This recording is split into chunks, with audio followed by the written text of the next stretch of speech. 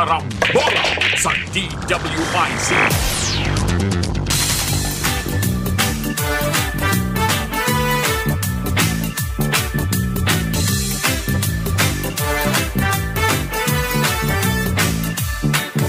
Pagising sa umaga kasabay ng almusal, nakatutok sa programang may kabuluhan. Walang paligoy-ligoy, diretso na sa punto. Walang peke dito, totoong balita lamang. Astig na pananaw at malayang pamamahayag. Naguulat, hinihimay ang mga issue. Mga kababayan, ang inyong karambolista, Jonathan De La Cruz at si Conrad Banal. Oh, oh, karambola, karambola sa DWIZ 882.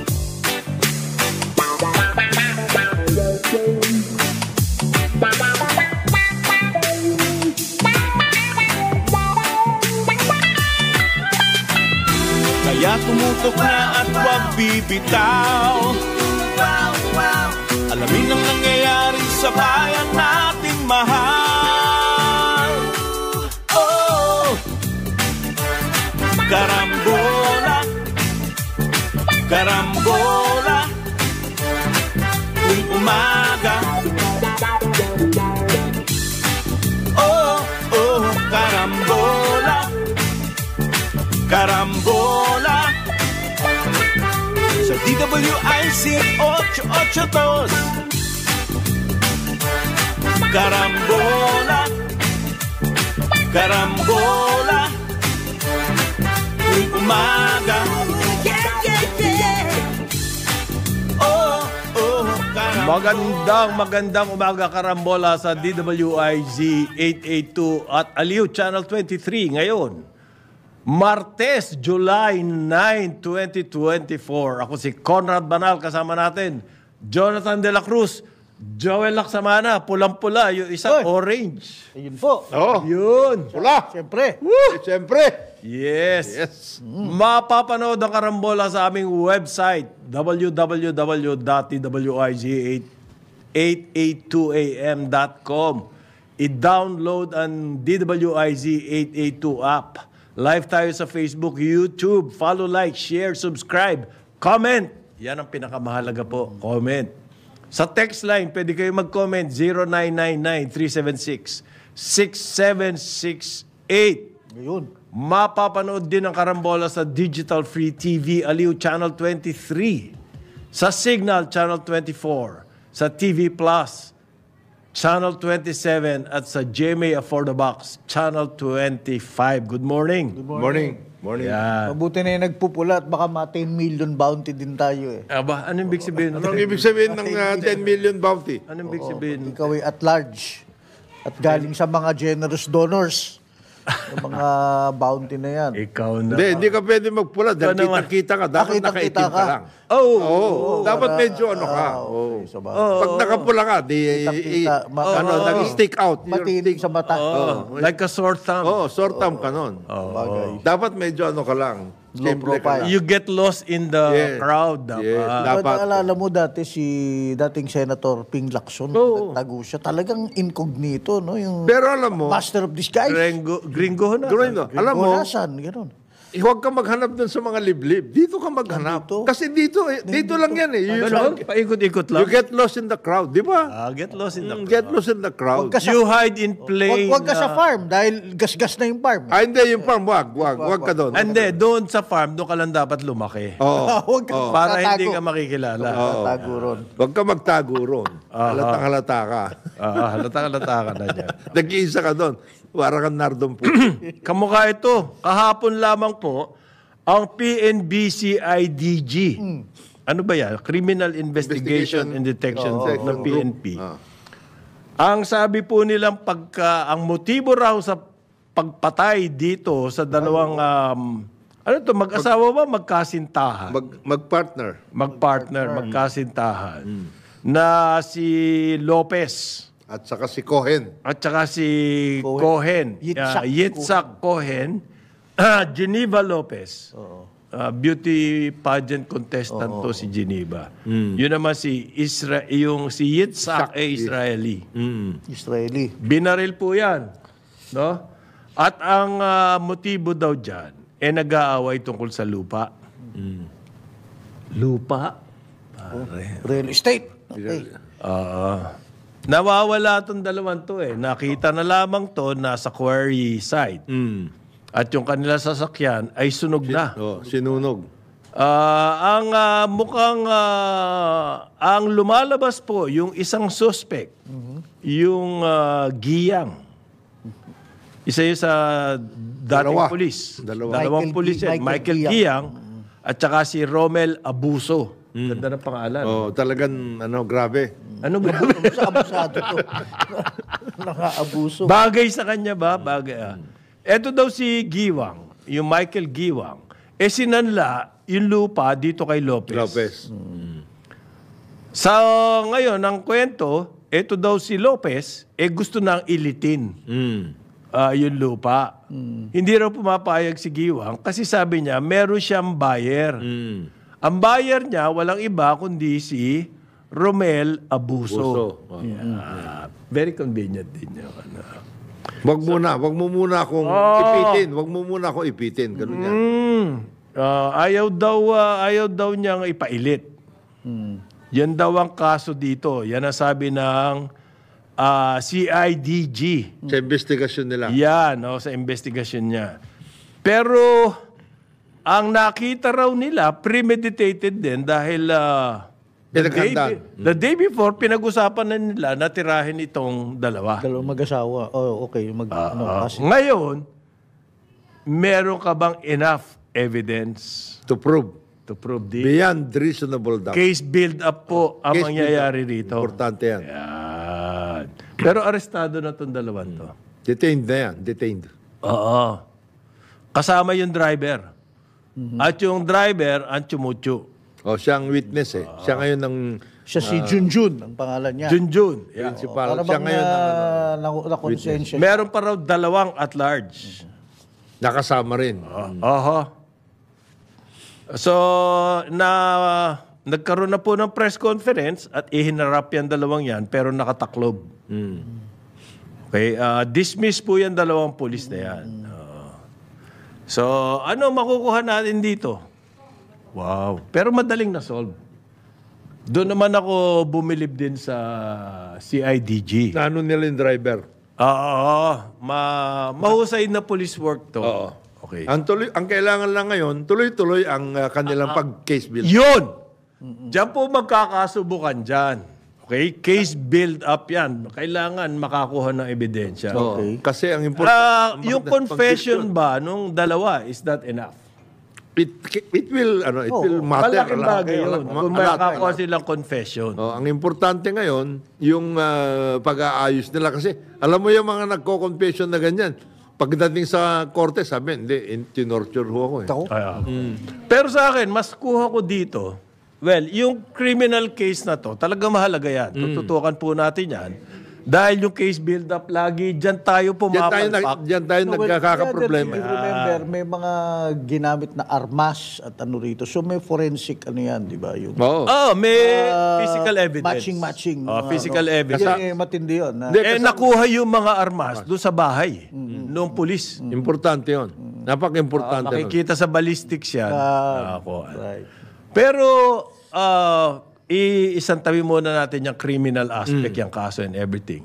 Ang sa akin po, yung ganyan transaksyon na person to person involving lupa. Apparently huge money to at lupa, hindi siya ganon ka foolproof. Lesson sa atin yan. What do you mean? Anong sabihin foolproof? Sasanla ako sa yung lupa, tayo lang nag-uusap. Tapos merong... Hindi kayo gumamit man lang ng enabler na lawyer? Walang ganon. Di ba? Kayong dalawa lang. Nako. Mabigat yun. Diyan po maraming nagkakaroon ng trouble. Pag ganyan na transaksyon. Pautang. Hindi, wag na lupa. Pautang lang. Pautang na lang. Pautangin kita. Tayo lang nag-uusap. Medyo mabigat yun. Kailangan magkaroon yan po na structure.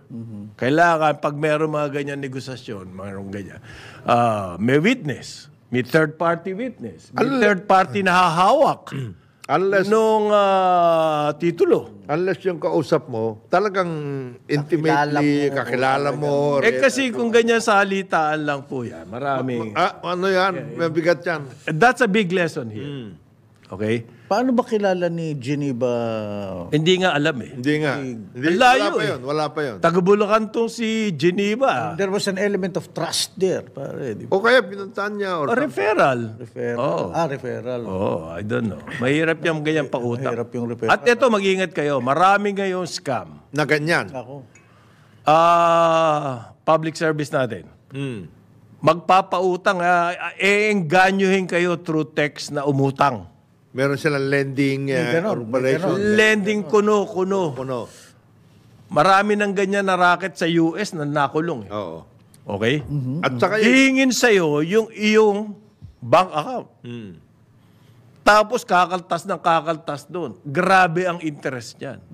To the point, hindi ka na talaga makakabayad, mauubos na yun nasa bako mo. Kasi ang style dyan, para mabayaran, magdideposit ka doon sa bank account. Ito pa, meron kang garantor. ayun, kasama yun. Yung garantor ngayon, kukulitin. Oo. Ang problema, yung garantor, di naman niya alam na garantor. Nag-guarantor siya. Yan po ang bagong racket Uy, ngayon. tinatanong mo naman ang garantor. Hindi, nagagamit lang. Kami, ganun. Oo, marami ngayon Maraming ganun. text. Akala mo, Totoo. oo, napautangin ka naman talaga. Pero hindi po, ano yun. Hindi nyo malulusutan yun, may mga paraan yun. Meron pang isa ngayon, kahapon. Bakit hindi mahuli-huli yun, parin Jonah? Ang daming mga mga, Baka protektado ng telco eh. Hindi kaya? yung telco, enabler yun. Kasi Enabler. yung mga SIM card, yung mga kung ano-ano na bigay sa kanila eh. Yan sa hirap ng buhay, you resort to these things. Kamukha yung mga loan sharks Yan. na binibigtang mga teacher. Hawak na nila yung ATM ng teacher. Ayan, bakit walang nag-ahabol dyan sa mga yan, mga loan sharks na yan? They're in, kumbaga, in plain sight. Hiding in a crowd. In league. Ha? In league. Eh, Kasama may mga ano. May nabalitaan ka na ba na loan shark na naaresto o na... Meron, binabaril. Oo. Ang ano Binabaril na lang kasi sobrang abusado. wala nang ano sa interest ngayon eh. Ha? Walang ano sa tungkol sa interest. Wala nang batas. Walang batas. Sky's the limit. Sky's the limit yan. Kasi gagawa sila ng paraan para magkapatong-patong yung... ang usual dyan, pag may umutang ka, may collateral. Karaniwan dyan, halimbawa, kotse, or appliance, or cellphone. Tapos na agad yun. Mahirap yung umutang kasalitaan lang. Medyo mabigat yun. Tapos meron bang iba ngayon na nangyayari? Ito, scam din ito. Oy, nanalo ka sa, yung points sa Globe o kaya sa Smart, umabot ka na ng ganito. Pwede mo nang kunin. Pwede mo nang kunin. Yan. Pero hindi yung pag tinlik mo. Klinik mo yon tapos ka. Hindi pala phone yun. Yung, Maraming scam ngayon. Yan ang you have won, you have, yung accumulated so much. worth Points, mga ganun. 2,350 pesos. Yeah. To claim, please click. Yun. Dami. Meron yata ako niyan, Mare. Kaya ako rin yata eh. Hindi, bakit walang public information campaign? Sana. Yun ang hinahanap namin eh. Naglipa na po yung mga scam na yan. Walang nangyayari. Walang nangyayari. Wala man lang public information. NTC o kaya telco, yung mga ganun. Anong wala, ang telco, wala ka man lang mabalita. Meron na daw silang nasasabat. Oo. Sabi nila. Millions of nakuha nila. Daw, sabi mo, daw. Sabi ni Yoli, Crisato. Ay, nako. Diyan nagkakatalo eh. Kailangan po, pag merong ganyan mga lumalabas na uso, kailangan matindi ang reaksyon ng authorities. Wala tayo nakikitang ganun matinding reaksyon. Ang nagiging teleserye, yun yung mga pogo-pogo. Yun lang. At dalawa lang. lang. Dalawa lang. Yung away sa Senate. Yung mga ganun eh. telesense. Itong mga ito, Itong, napaka-importante nito. Kahit nagkakapatayan eh. Sinabi mo, for 2,350 pesos. Sa panahon ngayon, papatulan mo yan. Kasi, hindi mo mapupulot sa puno yan, di ba? Oo. Kiklikin mo lang. Iyan yung mga informal na utang na ganyan. Yan po uso ngayon eh. Oo. At yun ang nakakatakot eh. Kasi walang rules and regulations. Wala yun. Wala po involved dyan na ano. Kumbaga kakapa kayo. Eto naman, 10 million daw ang reward for any information para maaresto si Apollo Kibuloy. Pastor. Yan po ang pastor ng Kingdom of Jesus Christ dyan sa Davao. OJ. Ang kaso niya, may warrant of arrest siya for human trafficking and child abuse. Pero nagtatago po itong si Kibuloy. Kaya ang sabi ni Interior Secretary Benjamin Abalos Jr., meron daw po nag-donate ng 10 million para maging reward for any information. Anong keyword doon? Mga generous Donation. generous donors, Parang Remanville Homeowners Association. Yung meron silang bigla na lang generous donor para bayaran ng mga utang ng village. Pero hindi nila sasabihin kung sino. They will forever be Hindi nga, anong Yun na nga eh, what anong is the motibo ng mga nag-donate? Para lang Hindi, to bring to justice. Ayan. Yan. Pastor Kibuloy, who has actually defied all authorities. We have friends daw. Ayan. Yan. Okay. Galing naman, galante naman yung mga friends ni Secretary. Hindi nakakaramdam ng hirap ng buhay. Pero may nagsabi sa akin, alam mo. Ano? Somehow kasi, etong si Kibuloy, may mga naapakan na matataas na tao rin. Pwede. In the course of his rise to fame. in the course of his Bigla, meron din mga natapakan. Halimbawa, dispute sa lupa. May mga ganyan. yung dispute sa lupa, malaking issue yun. Sa Davao. Davao. Meron daw ganon na Mga grupong ganon. may mga nagkaroon din daw ng mga sigalot. Diyan. So meron din mga tao na matataas na tao na merong axe to grind. Ika nga. Na gusto nilang dalhin siya sa harap ng batas. So yung sinasabi hindi niya lang mapangalanan kung sino yan, ni Secretary Abalos, ay sa ibang tao, may basihan eh. Okay. At ang nag-issue po niyang warrant kay Kibuloy ay Davao City Court mismo. Dalawa kaso niya eh. Isa sa Davao at isa dito sa Metro Manila, Pasig City. Yung sa Davao, yun yung child abuse. Dito sa Pasig, yun yung human trafficking. Okay? Dalawa yung warrant of arrest. Ngayon, another development na related dyan, nagsasalita po si PNP Chief Romel Francisco Marvil. At hinahanda daw po nila obstruction of justice case against former President Rodrigo Roa Duterte. Dahil nagbitaw daw po na salita ang presidente, ang dating presidente, na alam niya kung saan nagtatago si Kibuloy. Pero hindi niya sasabihin kasi ayaw sumurrender ni Kibuloy sa authorities. Si former president naman, marami naman talagang binibitawan salita yan. Sabi po ni Obstruction of Marbil, justice, kakasuhan siya. Sabi ni Harry the Caller, the former president will face all charges in the proper forum. So, hindi po sila nag-comment doon. In the proper forum na lang. Yan po ang bagong development ngayon dyan. Ano ba yan? Gulo. Ano ang nakukuha natin dito? Pag pala influential ka, bagay, sa atin, ang dami naman nagtatago di ba? Ano yung example mo nga, si Ping Lacson. Oo. Tapos later on, nabaliwala na yung kaso. Ganon din si Gringo na. Si Gringo Honasan. Pinaghahanap nila, nandyan lang pala sa kapitbahay mo pala, pare. Nandyan lang sa green, sa Valle Verde. Dito pwede pala yung ganon. Hindi. Sa atin. Sinasabi nga nila, mas mabuti you get yourself lost in the crowd. In Metro Manila, better. In urban centers, better. Hindi ka nila matatiktikan. Huwag sa farm, kaya malitong si... Hindi, yung mga isolated areas, yung akala mo, mas madali kang kunin doon. Kaya yung pinuntahan nila yung Kingdom of Jesus Christ na garden ni Pastor Kibuloy, urong yun. Wala siya doon, definite. Well, ayun. Hindi magandang... so, pwede mo ba sabihin the justice system is working?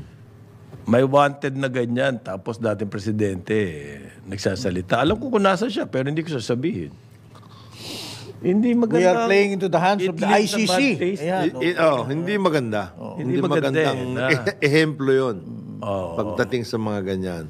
Sumama ka at bring people to... Or tumahimik na lang. Huwag mo sabihin, alam mo, palagay ko, di niya naman talaga alam. Gumawa siya ng ano. Di ba? Kahit ba at pinagkakatiwala siya ni Kibuloy, siya kasi administrador eh. He is supposed to be the administrator of all the Kibuloy assets. Yeah, pero hindi mo na dapat sinabi yun. Di ba? Parang tinutuya mo ang PNP. Hindi magandang pakinggan. Hindi tinutuya mo. It's a bad example to the citizenry. It is really a bad example. Pero sinasabi niya, Dan, si Kibuloy has all the means na hindi lamang manitili sa isang lugar. So, malamang ang ginagawa niya, palipat-lipat din yan. So, paano mo... Mahirap yun, ha? Ha? Mahirap yun. Ano mahirap? Ganyan yan ang style sa Iraq. Ganun ba? Noong pinaghahanap nila yung mga... Si Saddam Hussein? Hindi, tsaka yung mga taong nakapaligid sa kanya when he was in power.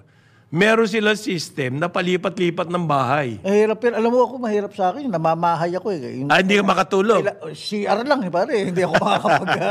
Kailangan yung pareho lagi. Oo. No, but if you're on the run, Sa bagay. kailangan mong... So, ayan po, parang masyado ng crime infested ng Pilipinas, which is not true. Hindi, tsaka Which is the not headlines true. are screaming with all these kinds of Things, parang mayhem na eh. Mayhem. Mayhem. Screaming. Screaming eh. Screaming. Masamang-masama ito. Can we not at least Parehong say legislator, something more? magpapail ng ethics case sa isa't isa. Di ba? Yan. Meantime po, nagkakagulo. Sa Senado, nag-file na raw ng ethics complaint etong si Senator Nancy Binay against Senator Alan Peter Cayetano. Ano ang kanyang unparliamentary behavior during the hearing. Yan po yung hearing nung building dyan sa Ng kanilang Senate building. Senate building, kung tawagin nila NSB, New Senate Building, sa BGC Social. Ang sabi po ni Binay, malicious imputations. Naku, patay. Dahil inaccuse daw po siya na sinusubuan niya ng questions yung media tungkol dyan sa issue na yan. Tapos, pinagtatawag pa siya ng kung anong pangalan. Ano ba yung tinawag sa kanya? Buwang, saka marites. Buwang. At saka sabi niya, Marites. your name is Lourdes, hindi ka naman Marites eh. Oo, Ayun. Masama nga naman. Medyo mabigat. At hindi raw po may mga resource person ayaw pagsalitain nitong si Cayetano. So rules, Senate rules, ang ano dyan, di ba pare? Medyo mabigat yun. Parliamentary eh. Sabi naman ni pare Cayetano, pwede ko rin naman siya reklamo sa ethics eh. Oo, magreklamo Hindi siya kayo. kasama sa committee daw. Sumipot na lang siya. Yun, ganun. Bakit? Hindi ba pwede doon? Hindi ba pwede yun? Pwede naman sumipot ang senador. Tapos nag-walk out. Pwede naman sumipot ang senador. At pwede rin siya mag-walk out. Pero again, gaya na sinabi ko nung isang araw, Usually sa parliament, yan, sa Congress, di ba, Kung? I mean, madaling sabihin ng chair, okay, I'll call a recess, ganyan, medyo magpalamig muna. Kasi diffuse mo kagad. Hindi, kasi... once they went all down Ang that chairman road kasi na talaga. si Alan Peter. They went down that road, nagtuloy-tuloy na Pag may kasagutan ka, kunwaring kapitbahay na ganyan, walang mananalo dyan.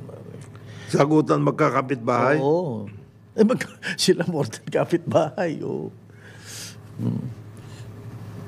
Sabi niya, mukhang guilty to si Binay. Nung nagpa-press conference din kasi siya ang nag-file ng complaint sa Ethics Committee si Binay. Pero sabi ni Alan, siya ang guilty sa ethics. Alam mo, walang pupuntahan yan. Sa totoo lang. Ngayon, kung ang pag-uusapan na yun tungkol dun sa ng Senate building, pwede naman ninyong pag-usapan na yan. The facts are the facts Ano pa talaga? Di ba? Bakit ang tanong dyan, ang una sagutin nyo, justified ba yung cost? Hindi po bakit tumaas ang cost. Alam naman natin, napakabilis ang pagtaas ng cost ng construction. Why is that? Kasi po nag-boom Oo. Eto Senado, napakahusay kung kailan boom at saka sila makikisali Sa construction. sa gulo, sa construction. Okay? Ang usually, ang mga government projects, kapag mahina ang economy, Saka kapapasok. you try to stimulate. Using, Ito, funds, government 2017 ba, sinimulan yan? 2017-18. Kasalukuyang boom. Tsaka sila nakigulo. Ill-advised din. Hindi. Pagkatapos ganito, nagkaroon ng pandemic, siyempre pagkatapos ng pandemic, pam! Akyatan lahat ng presyo. Inflation rate nga Ngayon, ang kailangan isipin dyan, hindi yun, bakit tumaas ang presyo? Hindi. Kailangan Justified ba? na magkaroon ng Pagtaas ng 4 towers na 11 Hindi floor. po nila tinutumbok yung issue Paikot-ikot sila Parang a few good Hindi men raw yan. sila- Do you want to know the truth? Can you handle the truth? Paikot-ikot. Is Bakit? there a need for a Senate? Hindi, ito ang issue nila. Ba't daw hindi sinabihan ng DPWH na tumaas? Yun ang issue Mali. Ang issue rito, justified ba yung cost increase? At saka, Iniipit mo naman ng DPWH. Iniikot. Sabi na nga Senate yan. Itong DPWH, hindi sinabi sa amin na may cost increase. Kung sinabi sa inyo, na-solve na ba yung increase? Yun na nga. Hindi, Sorry ba? Actually, Hindi. napakababaw. ang ano nga is, there was actually a moratorium for in the construction of government buildings. There was a moratorium for a while. Okay. Was that before or after? Dapat yun nasasabihin nagka-moratorium. Ito ba talagang kailangan na kailangan? I understand, kailangan yan. Siyempre.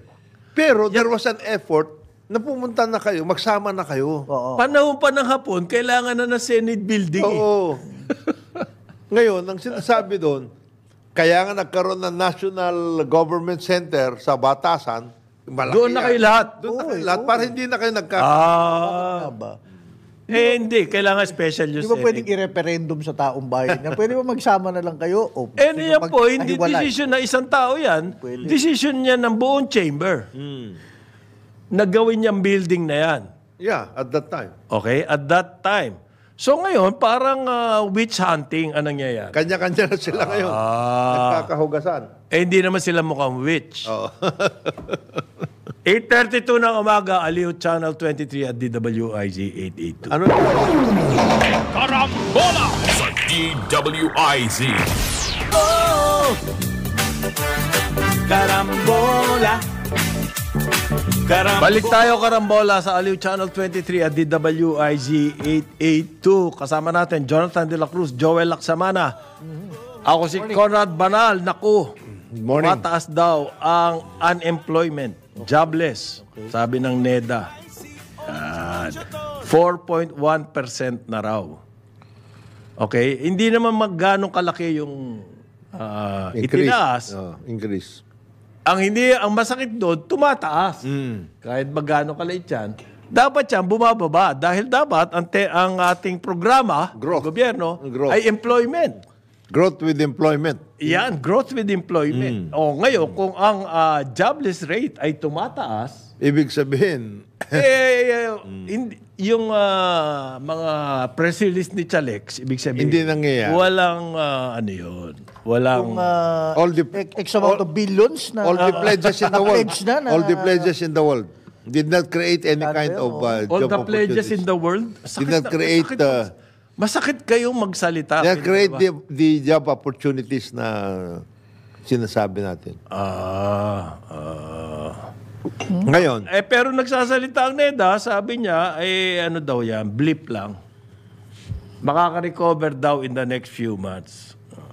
hopefully, pero ang pinakamabilis pa rin at pinakamatinding job generator yung agri-sector. Ayun ang wala nangyayari. Yun ang walang nangyayari. Okay. Andi, ang matindi, pare, ang manufacturing sector natin, umuurong na yung Nag-compress. kanyang share sa GDP.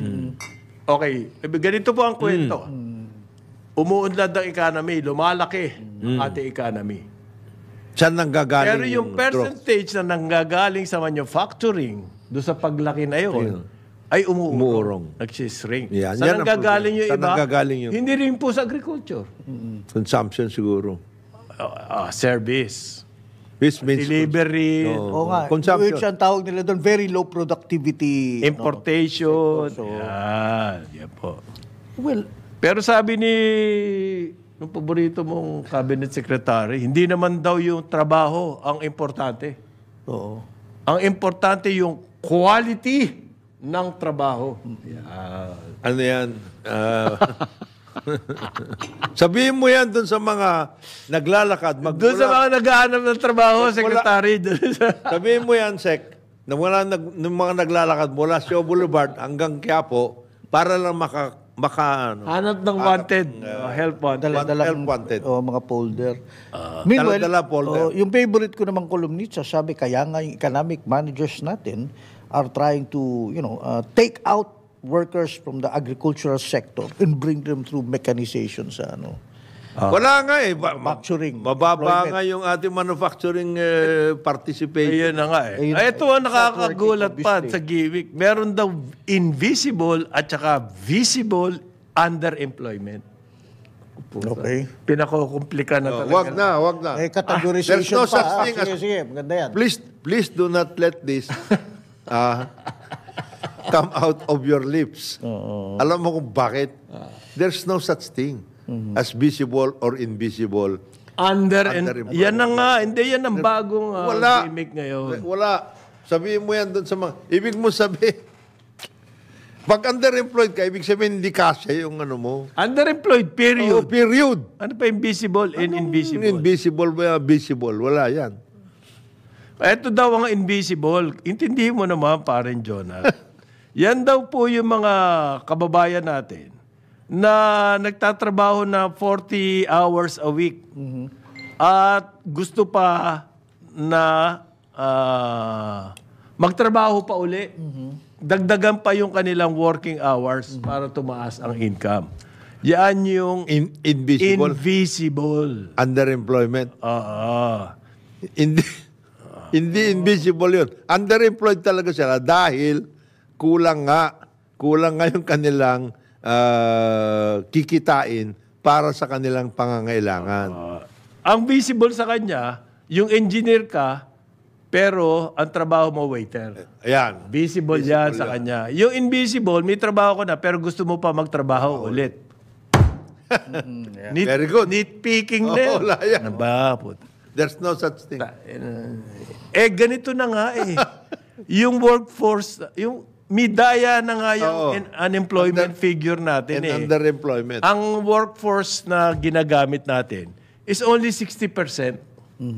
Daya na yun. 6 out of 10 Filipinos ang nilalagay nila sa workforce As part of the workforce. as part of the workforce. Kaya ang unemployment natin na 4.1%, sa ibang bayan po napakataas noon.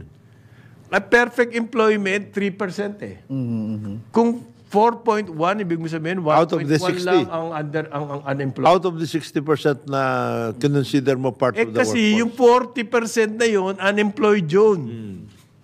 Ang dahilan, ayaw naman nila maghanap ng trabaho. Either ayaw nila maghanap ng trabaho o sila, kasama na mismo. Sa Baka palamunin. palamunin. May tigahugas, etc. O kahit tutulog sa kung ganon. But Sa look, bahay. I see all of these buildings, lalo na may maraming under construction. Nakikita tuwing umaga kasi maaga akong mapasok Okay. Papunta sa Carambola. Nakikita yung dami humongous na nakapila. Ang dami nakalinya Pumapasok doon, sila at, naghahanap. hindi, empleyado na sila. Hindi, naghahanap yun. Mga construction. Hindi, Naghahanap pala. naghahanap yun. Oo. Baka magpalitan. Okay. Mayroong ganun eh. Itong linggo na ito, Hindi siguradong ano yan. Good for the next 8 months habang Hindi. ginagawa yung kondo na yan. ang nangyari dyan, itong linggo trabaho na yan. ito yung grupo. No. Okay. Next week, Iba another naman. group. Ganun yan. Naikot. Iniikot. Ay, wala siguro nga. Sa Alam mo yung mga sa employment yan, no? construction companies, they have to maintain their forces Oh. para Lahat kayo may trabaho, pero hindi araw-araw. para lang ma-maintain mo yon, ganun. Iikutin mo. Oo. Kaya ano yung naman nagtatrabaho ngayong linggo? Boom pa rin naman ang Next week, construction wala, eh. ano? Boom pa rin po ang Next week wala na yung trabahong yun. Hindi, maghintay ka lang. rotation. Hintay ka lang. Rotation. Okay. Rotation ang ginagawa ngayon. Kaya pala dami nila doon nakapila. Oh, yes. Every morning. Every Ang morning. dami niyan construction. Pero boom pa rin ang construction. Oo. Ang ibang sektor sa manufacturing ang tinatamaan. Why? Panay po import Importation natin tayo eh. Importation. Which brings... Dahil sa importation ng policy, yung smuggling, hindi mo Tuloy. maawa, hindi mo maiwasan. Yung sinabi mo pa rin content kanina, kaya nagsishrink, kaya umuurong yung manufacturing is because of that. Hindi sila competitive, hindi sila makapag-export complex export products. Hindi rin makalaban doon sa mga smugglers. Hindi rin makalaban sa smugglers. Pumunta ka nga sa Divisoria, siguro halos lahat na makikita mong nakabenta dyan, imported. Imported. Smuggled. Ikaw, local ka, gumagawa ka halimbawa ng damit, paano mo lalabanan yun? Yun na lang toothpaste lahat. Wala na tayo ditong toothpaste na may malala. Except yung mga ACS, yung mga ganyan tapos yung Lamoyan, yung Happy, sina Cecil Pedro. Local. Pero malapit-lapit na yan. Dahil sooner or later, apektado na rin sila. Hindi sila compete. Pero sabi ni Secretary Pascual, kaya nga yun yung kanyang objective to bring in Sino? si Chalek, si Secretary Dick Pascual, si Alfredo Pascual ng Department of so Trade and Industry. May naniniwala pa pala. Billions of worth of investment yan ang magbo-boost ng manufacturing. Ang gusto ko Kailan? Hindi, magantay tayo. Mapipila dyan. 2 taon na siya dyan eh. Ganun ba? Wala pa rin nangyayari. Ano Ang ba? hinihintay ko Puro nga- mga prospect. Ang hinihintay ko nga na makita sa mga pages ng ating hindi yung Prospect, plano. lecture forum, yung Lecture. magsasabi ka na Summit. ito. Visionary. Summit. Gusto Ang ko gusto summit. ko sana, yung mga nag-groundbreak na totoo na. Results. Ito yan. Itong manufacturer. Nagbukas. Yan, nagbukas. Ang isang power generation plant. Yan. Nagbukas ang isang malaking pabrika ng rubber shoes. Yan. Mga ganon. Meron ba ganon? Oo. Wala ka nababasa ganon? Wala akong naririnig na ganon. Ay, kasi hindi newsworthy yun, pare. Kaya hindi mo nababasa. Eto nga, sabi ng... So, ano mga paraan natin? Ang sabi ng mga tao, 44% daw, optimistic sila, uunlad ng kanilang buhay. Okay yun. Hindi, majority, ibig sabihin, hindi uunlad ang buhay. Maaring pantay lang, at saka maaring... Hindi. sa akin, hindi maganda yun kahit pinagmamayabang ng 44% optimistic, uunlad ang buhay. Maayos to. Hindi, mas marami pa rin tao na hindi uunlad ang buhay sa tingin nila. Tingin nila, steady lang sila na naka-standby o kaya Lalaglag. Laglag. Di may git sa kalahati ng tao ng Pilipino hindi uunlad ang buhay. Yung ba ang progress na tinatawag? Hindi po. Another thing that troubles me, yung mga economic managers natin, ang belief nila talaga, I mean, of course, siguro analysis nila, is the government should shift its focus away from the agricultural sector. Which is stupid. Diyan tayo nagkakatalo eh. Because manufacturing sector, tingnan daw natin ang mga kapitbahay natin sa ASEAN. That is what is boosting them to go into the next Bumabagsak level. nga manufacturing eh. At tapos policy nyo, kailangan yan.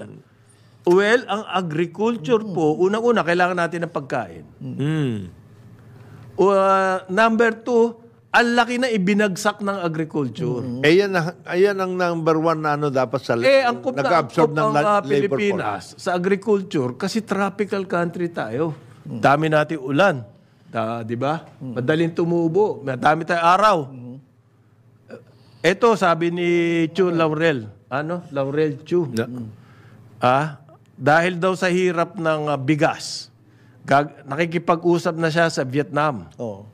Para magkaroon daw tayo ng magandang relations doon sa isang region doon na key rice, ano yung tawag mo dyan? Key production area. Key production area sa Vietnam na bigas, nakikipag-usap na siya. Tignan mo yan. Naghihirap tayo sa bigas. Ang solusyon, pumunta sa Vietnam at makipag-usap doon. Meron ka ba na nababalita ang serious all-out campaign program for production? Bakit ang ating solution?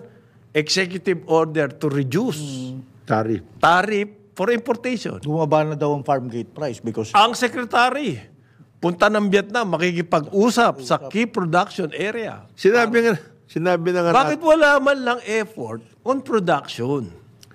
Sinabi na nga natin, there are at least 5 areas in the country, regions, na key production area for rice. Region 2. Yan. Meron ba nangyayari dyan, Jonat? Yan. Isabela, Cagayan. Ang lawak ng dyan. Kapatagan dyan at lahat. At saka rice producing yan. The Cagayan River flows across the entire region. Di ba? Rice production yan. Nag-solar pump pa tayo dyan. Yan Itong Region 3, at least Nueva Ecija. Pwede po yan. Hindi pa masyadong nagkaroon ng mga real estate conversion dyan. Di ba? Dito sa Mindoro, the whole island of Mindoro. Cotabato areas. Rice producing yung mga yan. Iloilo, paray. So, ang move natin sa food security Is to import. is to go to Vietnam. Makipagkaibigan doon sa galing, no? Magaling. Or manipulahin ang sistema para paboran yung mga importer, mag-issue ng executive order, i-bypass na yung Kongreso. Tuwing magkakaroon ng usapin sa tariff, yan ang style nila eh. Di ba? Hihintayin mag-recess ang Kongreso, tapos mag-i-issue ang presidente ng executive order. Baboy, lahat. Yung electric cars, puro ganyan ang style. Hindi na dadaan dun sa proseso by na... the way, in fairness to Secretary Laurel, isa din sa mga objectives ng pagpunta daw sa Vietnam is manghikayat ng mga investors from that country mag-invest sa Vietnamese rice companies, mag-invest sa Pilipinas to boost our production. Palusot lang yun. Palusot lang ba yun? Nakakot dito eh. Bakit mag-i-invest dito yun? Ang daming kailangan i-invest sa Vietnam. Kaka-competitor po natin yung Vietnam sa investment. Huwag natin asahan. Let's not delude ourselves. Na sila mag-i-invest dito. Na pumunta ka lang doon at akitin sila, pupunta rito yan. Hindi. Dictated by the government. Party-based yan. Party-based. So useless yung effort na yun para sa akin. Okay. Agriculture Secretary pa natin ang pumunta ron, to invest in agriculture? Hindi, to actually para bumili tayo ng magandang Hindi, nakipag-usap yan sa rice importation. Sa rice importer. Para ma-corner, Vietnam is the third biggest rice exporter in the world. Yeah. Ang India po ang pinakamalaki. Nagsara na ang India ng exports. Ganun tayo tatakbo. The Philippines has always been its largest buyer naman daw, kahit noon pa. Yun pala ba't kailangan mo pa ng cooperation? Hindi, aside doon para daw tulungan. They're just too eager to sell to us. Hindi mo na kailangan. If they have the extra rice. Ewan ko Sad. ba? Hindi, Oo. no, the point here is, bakit ang effort natin Ganun. geared towards importation? Yun lang Pupunta naman. ang secretary sa Vietnam. Yun lang naman pinag-aawayan, pinag-usapan natin eh. Bakit ganun? Ba't hindi production? Oh, bakit?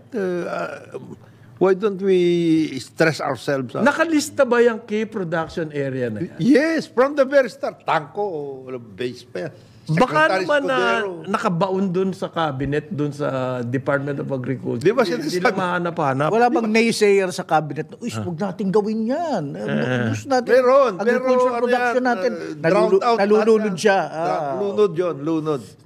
Everybody's looking at him. Punta na, sisiraan na to. Hindi, si Presidente mismo, the President himself has said, Oo. the answer to food security is more production, local production. Hindi nga ito eh. We are not talking about production from Vietnam. Agriculture Secretary nga, andun na nga. Bumibili. So, ang mga balita po ngayon, magkakaroon daw ng rice for all. Ayan. Otherwise, None at all. Oh, ito na lang. rice for all. Ano yun? Saan sila kukuha ng bigas? Mumurahin daw ng less than 50 pesos, ibebenta. Saan nila kukunin yung ganong kamurang bigas? Kung wala tayong production. Imported. Tumataas nga ang presyo ng Sa imports, pare, world market. Yan ang hindi ko maintindihan eh.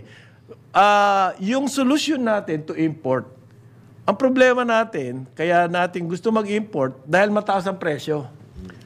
Yung po importation, tumataas din ang presyo. Number one, ang taas ng cost ng shipping, ng logistics. Tapos yung bigas mismo, as a Mataas commodity, mataas ang presyo.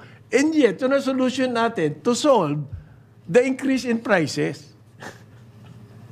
Bakit hindi local production?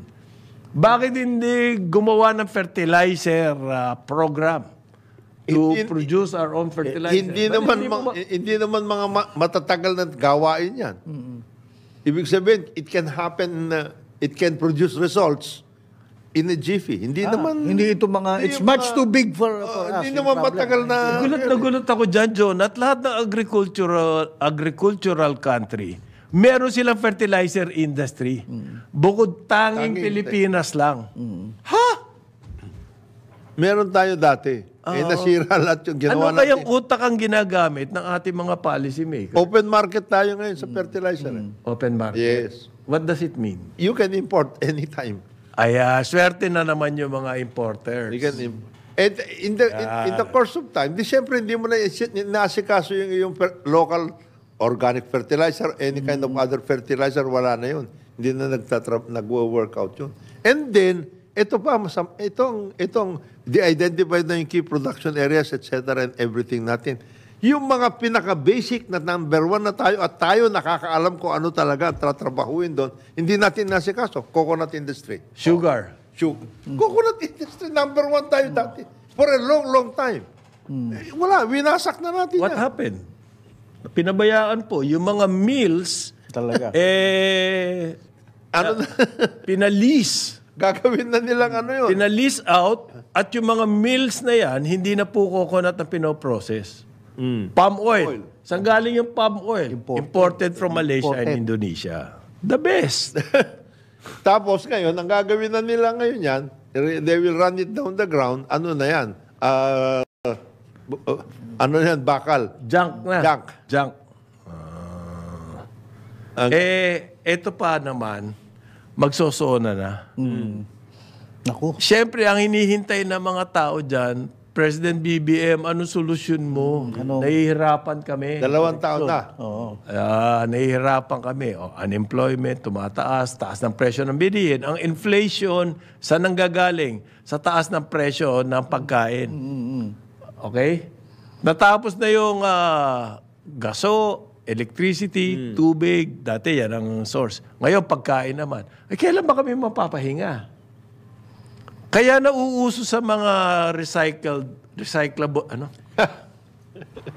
Okay, mali. Cabinet members. No. Nauuso ngayon, mga press release na pre-SONA, Yan. pre-SONA press Operation. release.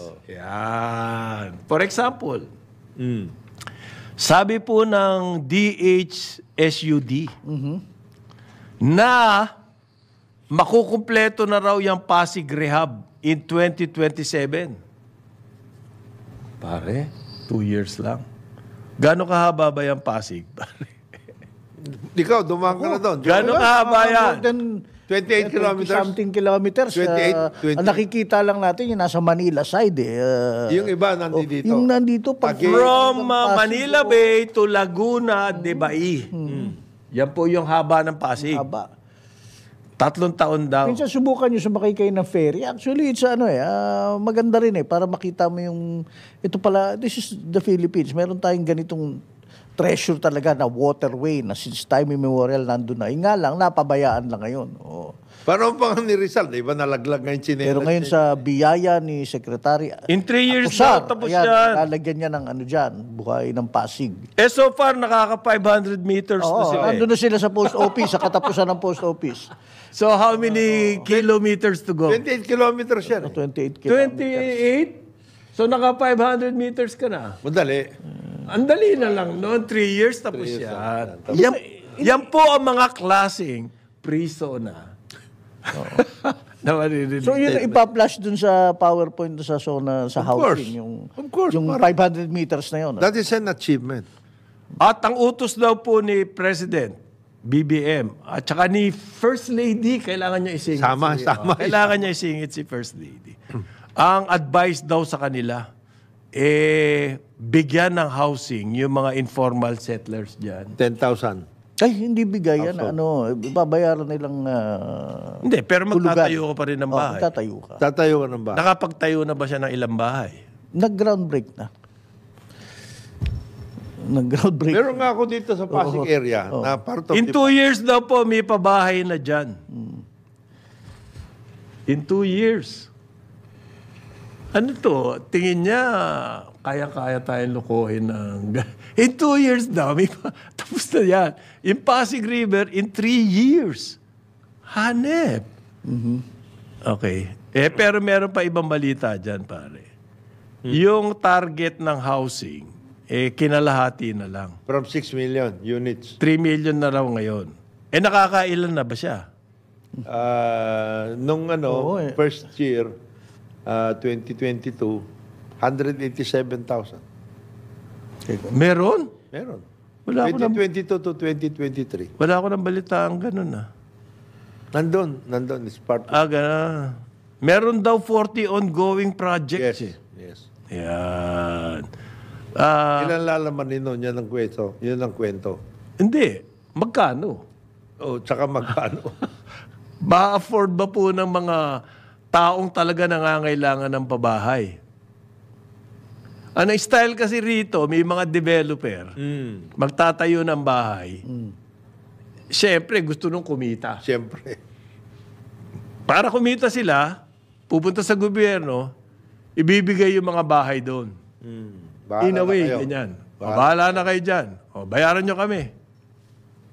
Tapos ang gobyerno ngayon na magpapautang doon sa mga nangangailangan ng bahay. Therefore, ang makakabili noon, yung may mga pera uli. Kasi utang. Paano yung walang kapag-pag-asa na magkaroon ng tirahan? Anong programa niya doon? Meron ba siyang programa doon? There are 3 kinds of housing practice. Yung talagang government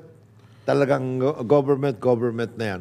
NHA yun. Yun yung mga informal settlers. Pagtatayo ang government. Nangyayari ba yun?